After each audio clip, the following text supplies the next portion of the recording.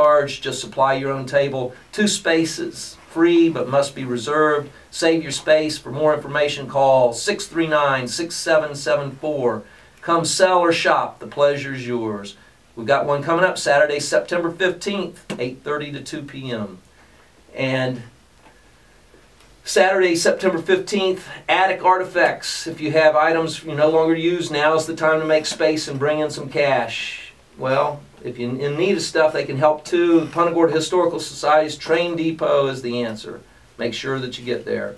Also, Sunday, September 9th, we've got an antique show that is at the Sunday Farmers Market at the History Park, and the antique dealers will be at the market Sunday, September 9th from 9 a.m. to 1 p.m. Come and meet new vendors while hobnobbing with the old ones. History Park's located at 501 Shreve Street in Punta Gorda, and call 380-6814 for more information. 380-6814.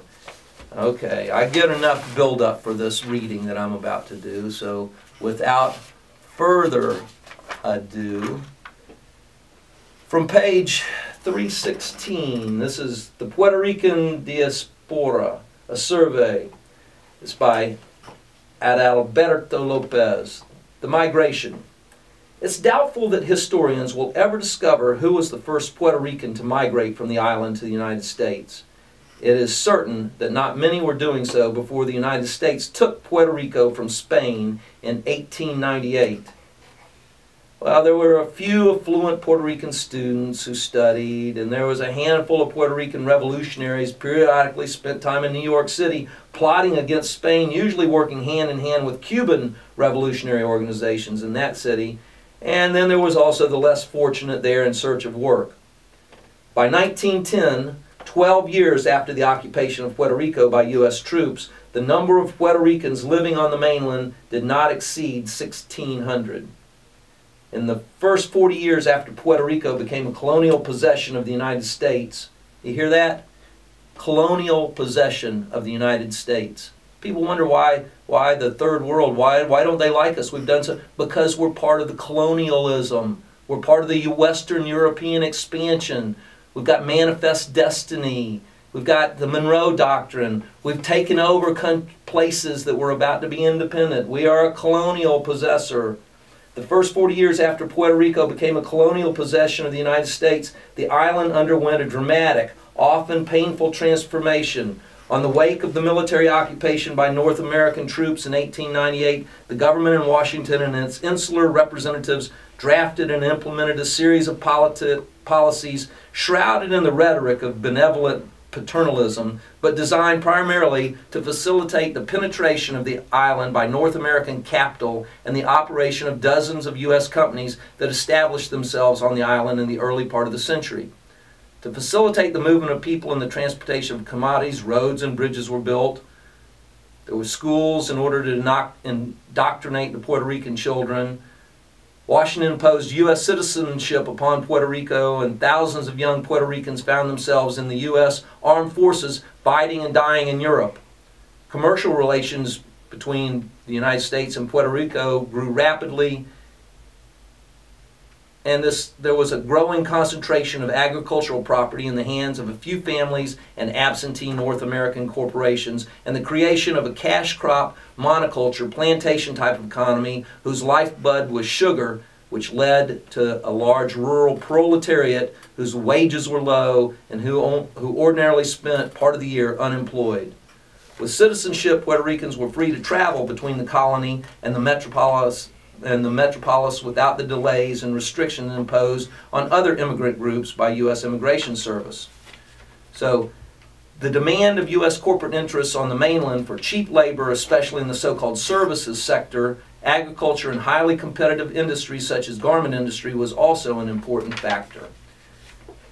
Chronic lack of employment on the island on one hand and the demand on the mainland for cheap, unskilled, or semi-skilled labor accounted primarily for the beginning of a massive migration of Puerto Ricans to the continental United States in the 1940s. It facilitated and encouraged the government facilitated and encouraged outward migration as an escape valve, which it was considered beneficial to the island's development and without which, given the patterns of economic growth established by the government, the rate of unemployment on the island would have been unmanageably high. From a demographic point of view, the escape valve has been successful. The migration to the United States not only removed 1/3 of the island's population, but also meant that the children of Puerto Rican migrants were not added to the population. The escape valve was an important factor in social control. Had it not been for the withdrawal of 1/3 of Puerto Rico's population, the social forces for change which had been generated as a result of the revolution of rising expectations brought about by the government developmental program probably would have propelled the island's population into much more severe situations of unrest and conflict. It is also quite possible that the desire to maintain the population escape valve may in part explain why the government leadership gave up its earlier commitment to Puerto Rican independence and opted for closer relations with the United States. That kind of approach allows people from Puerto Rico to have these kinds of opinions, such as the introduction to this to that chapter that I just read from. The introduction says, every phase of U.S. capitalist expansion, past and present, external and internal, has served to disrupt and disintegrate Puerto Rican society. On the island, corporate farming undermined the world of the small farmer and turned him into a plantation worker. Through the mechanization of agriculture and with the decline of the sugar industry, the plantation workers were driven off the land and forced to seek alternative employment. In the city, foreign-owned industries and hotels used few workers but many resources and forced ex-rural workers into the slums or out of the country. Under U.S. capitalism, Puerto Rico exported its own people to the U.S. as cheap labor and imported affluent North Americans to consume local resources. The U.S. had the best of all possible worlds: cheap labor for the garment industry, sweatshops, farms and restaurants, and a depopulated island as a pleasure haven and military base at a bargain basement price.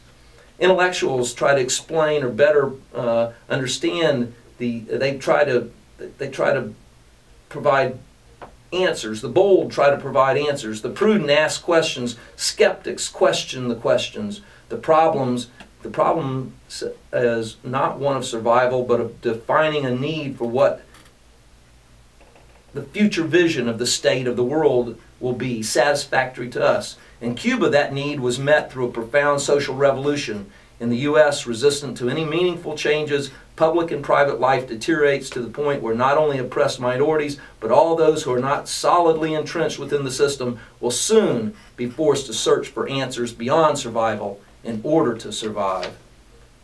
Wow, these people have a hard opinion of what U.S. capital has done to their country. Now, let me tell you that go back a little bit further in what Spanish capital and their system imposed and decimated the Indians. I mean, they're crying out for what U.S. has done when Spain had done the same thing to the Indians. Well, what does that bring us to? What does that bring these folks to? It's brought them to a referendum. They've been part of the United States now since 1898 when we took them over. And so the Puerto Ricans are coming up on a referendum. The Puerto Rican Status Referendum 2012 will occur in Puerto Rico on November 6th. Previous referenda on the political status of Puerto Rico have been held in 1967, 1993, 1998, which resulted in votes of 60%, 48%, and 50% in favor of the status quo, respectively. So in 67, 60% were in favor of the status quo. That is a territory, sort of a commonwealth of the United States. In 93, 48.6% wanted that status quo. In 1998, 50%. So it swings. If Puerto Ricans vote for an option other than the current U.S. territory status, the government of Puerto Rico will be expected to petition the federal government on behalf of voters. For example, if a majority of voters choose statehood, Puerto Rico's non-voting resident commissioner can be expected to introduce legislation admitting Puerto Rico to the Union. As with other bills, it would have to pass both the House and the Senate and be signed by the President of the United States to become law. In the United Nations, back in 2011, the United Nations Special Committee on Decolonization asked the United States to expedite the process for political status self-determination in Puerto Rico. Puerto Rico, unlike several other U.S. territories such as Guam, American Samoa, and the U.S. Virgin Islands, is not on the United Nations list of non-self-governing territories. However, as it is not a state, its citizens do not have the right to full representation in the U.S. Congress. Furthermore, although anyone born in Puerto Rico is a U.S. citizen, U.S. citizens living in Puerto Rico may not vote in presidential elections. So, the current governor, Luis Fortuño, authorized the referendum for November 6, 2012.